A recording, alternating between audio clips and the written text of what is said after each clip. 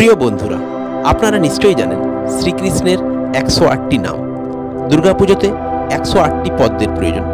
নারায়ণকে 108টি তুলসী পাতার মালা দেওয়া হয়।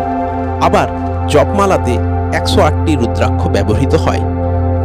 কিন্তু এই 108 সংখ্যাটিকেই কেন ব্যবহার করা হয়? আসুন জানা যাক আধ্যাত্মিক দিক থেকে এই 108 সংখ্যাটির তাৎপর্যগত অর্থ।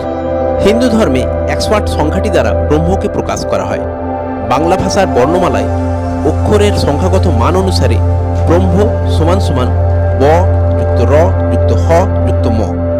অক্ষরগুলোর সংখ্যাগত মান যদি ধরা হয় তাহলে হবে 23 যুক্ত 27 যুক্ত 33 যুক্ত 25 সমান সমান 108। অন্যদিকে প্রাচীন সংস্কৃত বর্ণমালায় 54টি অক্ষর, প্রতিটি বর্ণের পুরুষ এবং স্ত্রীলিঙ্গ বর্তমান। মনে করা হয় বর্ণমালায় শিব এবং শক্তি বর্তমান। সুতরাং বর্ণ সংখ্যা 54 গুণিতক 2 সমান সমান 108। আবার প্রাচীন মুহূর্ত শাস্ত্র অনুসারে সময়কে 108টি উপলব্ধিতে বিভাজিত করা হয়েছে, যেখানে 36টি অতীত, 36টি বর্তমান এবং 36টি ভবিষ্যৎ। সুতরাং 3 গুণিতক 36 সমান সমান 108। আবার বৌদ্ধ দর্শন অনুসারে 108 সমান সমান 6 গুণিতক 3 গুণিতক 2 গুণিতক 3।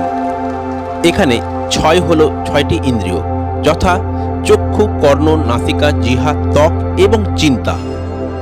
3 হলো 3টি কাল, অতীত, বর্তমান এবং ভবিষ্যৎ। 2 হলো হৃদয়ের 2 অবস্থা, যথা পবিত্র এবং কলুষিত। এবং 3 হলো মনের অবস্থা, ইচ্ছা, অনিচ্ছা এবং উদাসীনতা।